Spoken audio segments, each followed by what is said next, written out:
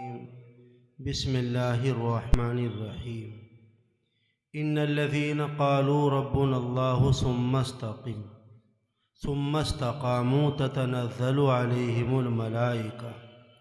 सदक़ल्लाहुल अज़ीम। ये मदरसा जिसमें आप तशरीफ़ रखते हैं, हमारे भाई मास्टर मोहम्मद तौसीफ़ साहब ने कायम किया है।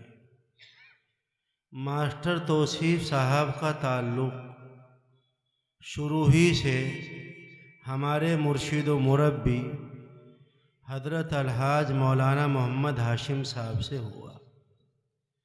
हमारे भाई तौसीफ़ साहब इस बात को सोच भी नहीं सकते थे कि मैं कोई इस तरह का मदरसा कायम कर दूंगा, ना उनका इस तरह का माहौल था।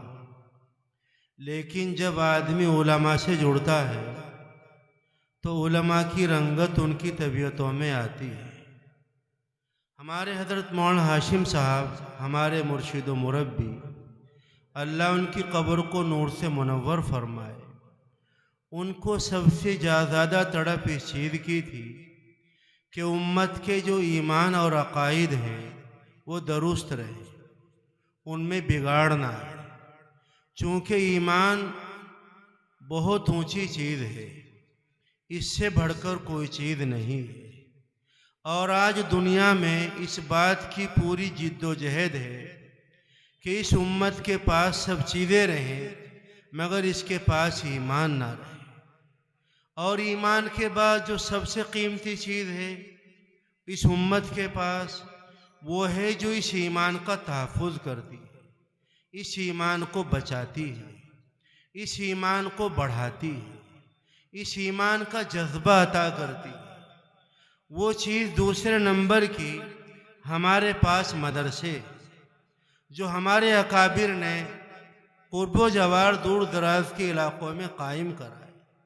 हमारे हज़रत मौलाना हाशिम साहब रहमतुल्लाह अलैह के दिल में भी इसी बात का जज्बा था, तड़प थी कि उम्मत के अकायद और ईमानियात का बिगाड़ उरूज पर है, तो क्यों ना यहाँ पर एक मदरसा कायम कर दिया जाए।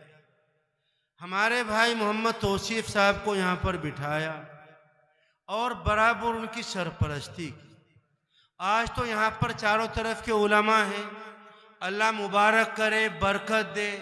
इन उलमा किराम का साया सेहत के साथ हमारे सरों पर तादेर कायम रखें।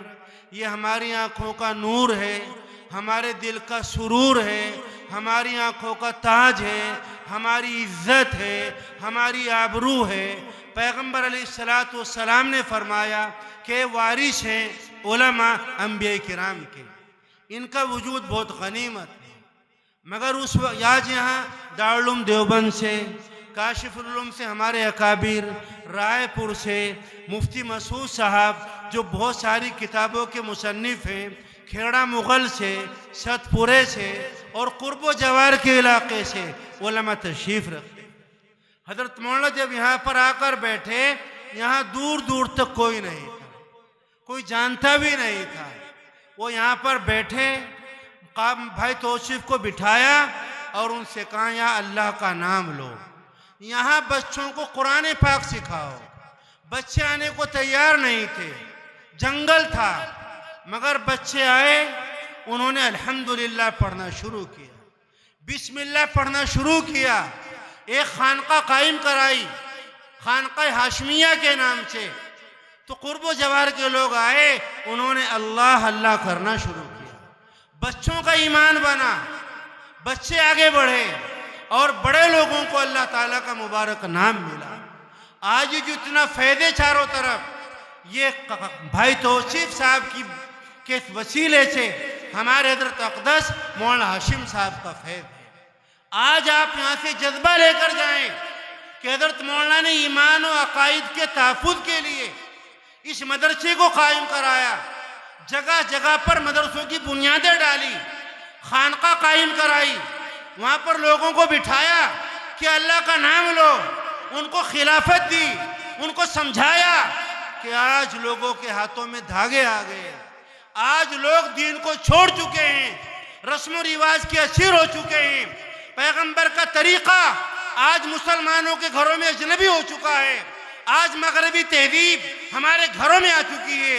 उससे इस माशरे को बचाओ, उनको बिठाया और उन पर मेहनत कराई। अगर मैं उनके नाम लेने लगूं, महाराष्ट्र से लेकर राजस्थान से लेकर मद्रास से लेकर और आपके सहारनपुर से लेकर उत्तराखंड से लेकर, तो उसके लिए कई घंटे चाहिए। ये प्रोग्राम आपसे इस बात का तकादा करता है कि अगर आपको इस प्रोग्राम से, हमारे भाई तौसीफ साहब से, हमारे मुर्शिद व मुरब्बी हज़रत अक़दस मौलाना हाशिम साहब से आपको ताल्लुक़ और अक़ीदत और मोहब्बत है, तो अक़ीदत और मोहब्बत वो होती है कि उनकी बातों को फ़रोग़ दिया जाए, उनको बातों को आगे बढ़ाया जाए।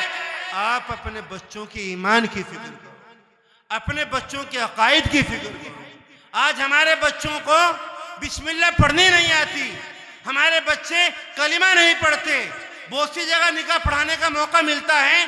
हजरत संसारपुरी रहमतुल्लाह अलैह की बरकत से मैं कलमा पढ़ाता हूँ लोगों को, पढ़ो ला इलाहा इल्लल्लाह। आज उन बच्चों को कि जिनकी शादी में लाखों लाखों रुपए खर्च हुए हैं, आज वो बच्चे बिस्मिल्लाह पढ़ना नहीं जानते, कलमा पढ़ना नहीं जानते। जो लोग गैर मजहबी थे वो मजहबी हो चुके हैं, वो धार्मिक हो चुके हैं। और जिन लोगों के पास मजहब होना चाहिए था, उन्हें पूछना चाहिए था हजरत मौलाना हाशिम साहब के खुलाफा से, अपने इलाके के उलमा से, खाना कैसे खाएं, शादी कैसे करें, बच्चा पैदा हुआ नाम क्या रखें, तिजारत करनी कैसे करें, मजदूर है क्या क्या करें, कर्ज लेना क्या करें, आज उसको छोड़ा जा चुका है। मौलाना हबीबुल्लाह साहब ने जो आयत पढ़ी थी कि इताअत करो अल्लाह और उनके रसूल की और इताअत करो उलुल अम्र की, आज हमने छोड़ दिया। आज सिर्फ ये हो गया, शाह हमारे मुर्शिद व मुरब्बी खानकाह रायपुर के सरबराह तशरीफ लाए, आइए घर में जरा पैर रख दीजिएगा, बरकत आ जाएंगी। बच्चों के सर पर हाथ रख दो, इस पानी की बोतल में दम कर दो, मौलाना इरफान साहब को बुला लो, फुला कर दो। और आज कोई बात मानने को तैयार नहीं। माशरा डूब चुका है। अगर आप इस माशरे को निकालना चाहते हैं तो आप इसके लिए कुरान पाक की तिलावत करो, जो हमारे बुजुर्गों का मशाइख का मामूल रहा। 3 पारे पाबंदी करो उसकी। हमारे मुर्शिद व मुरब्बी हजरत अल्लामा शेख मोहम्मद यूनुस साहब फरमाते थे, हुफ्फाज से 3 पारे पढ़ो। दरूद शरीफ का एहतमाम करो। दुनिया में जिसे जो कुछ मिला है दरूद शरीफ की बरकत से मिला है। कलमा तौहीद ला इलाहा इल्लल्लाह कम से कम दिन रात में 200 मरतबा तो पढ़ दो। एक साल हो जाता है और कलमा पढ़ने की तौफीक नहीं होती।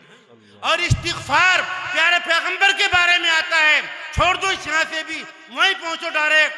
प्यारे पैगंबर के बारे में लिखा है हदीसों में, एक मजलिस में 70 मरतबा साहबे किराम इस्तिग़फ़ार पढ़ लिया करते, इस्तिग़फ़ार सुन लिया करते थे।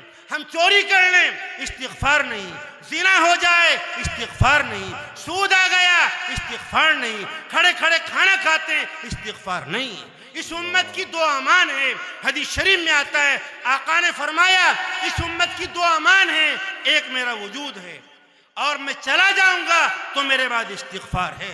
आज आप कहते हैं उम्मत तबाह हो रही है, बर्बादी चारों तरफ से, वो आपके सामने है। अगर आप इससे बचना चाहते हो तो इतना इस्तिग़फ़ार पढ़ो, इतना इस्तिग़फ़ार पढ़ो कि रातों को ख़ाम में आपको इस्तिग़फ़ार आए और आप इस्तिग़फ़ार की कसरत करो।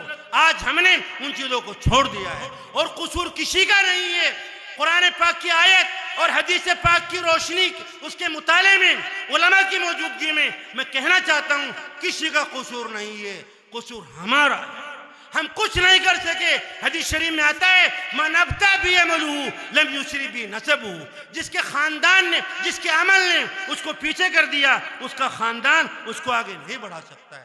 इसलिए आपसे दरख्वास्त की जाती है, इन चीज़ों को लाओ, अपने घर में किसी किताब का मुताला करो, अपनी ज़िंदगी में उसको दाखिल करो, अपने बच्चों के लिए दुआ करो, अपने बच्चों को, पेट वालों को, शराबियों को, जानियों को, काश्तकारों को खानकाह रायपुर से जोड़ दो, इस खानका से जोड़ दो, मौलाना इरफान साहब के यहाँ से जोड़ दो, पांडोली से जोड़ दो, दारुल से जोड़ दो, मदाइल से जोड़ दो। और जो आपके बड़े लोग हैं उनको जमातों में निकाल दो, वो जमातों में जाएं, देखें। नहीं तो हालात बड़े अजीब व गरीब हैं। कुरान पाक की मैंने आयत पढ़ी थी, इन्नल्लज़ीना क़ालू रब्बुना अल्लाह सुम्मा इस्तक़ामू, उन्होंने कहा हमारा रब अल्लाह है और उसके ऊपर जम गए। तो हज़रत मौलाना का काम बहुत बड़ा काम था। उन्होंने जमकर इस्तिकामत के साथ पूरे जज्बे के साथ काम किया, लोगों की एक जमात तैयार की।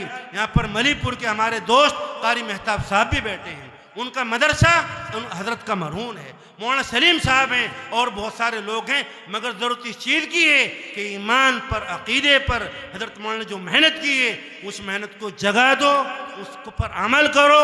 सिर्फ दावत खिलाने से, जोड़ों में बुलाने से, चिट्ठी लिखवाने से, पानी पढ़वाने से मसला हल नहीं होगा।